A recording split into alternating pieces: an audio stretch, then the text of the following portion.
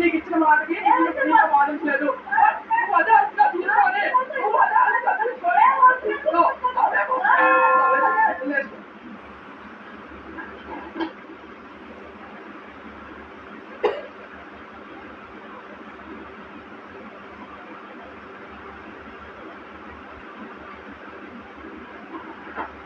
నా next nomination Sanjana గారు. నాకు ఎగ్జాక్ట్ గా ఫైర్ స్టోన్ వచ్చిన దగ్గర నుంచి నాకు నిజంగా మీ గేమ్ కనిపించట్లేదు.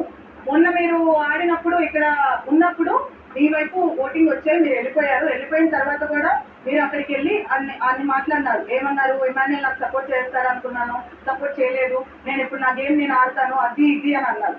ఇక్కడికి వచ్చి మీరు ఇప్పుడు నామినేట్ చేయాలి అన్నప్పుడు నేను ఇమాన్యుయల్ మీద నేను ఓటింగ్ వేయలేను, నేను ఇమాన్యుయల్ మీద ఏమీ చేయలేను, నామినేట్ చేయండి Emmanuel. That's my personal decision.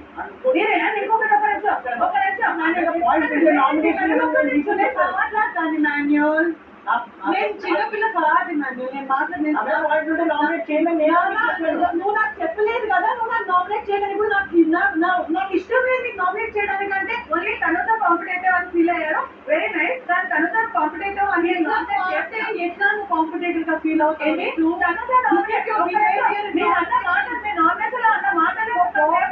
ఏమన్నారు? కాంపిటేటివ్ నాకు తనుజ అనుకుంటున్నాను, అందుకే నామినేట్ చేస్తున్నాను. నామినేట్ చేస్తే మీరు వెళ్ళిపోరు, నాకు తెలుసు. నేను నామినేట్ చేస్తున్నాను ఇంకెందుకు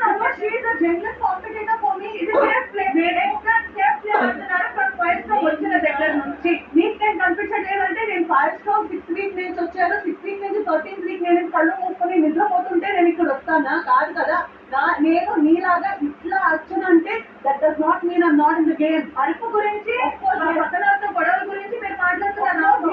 నేను నీలా పెద్ద పెద్ద బూట్లు కూడా వాడలేదు ఇంట్లో.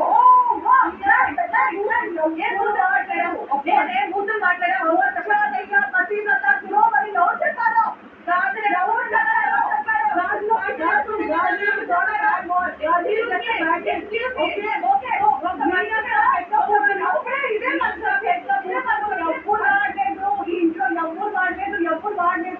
అంత స్ట్రాటజీ కూడా ఇంట్లో ఎవరికి లేదు. అట్లా డెమోన్స్తో రాత్రి ఓకే ఒక్క నిమిషం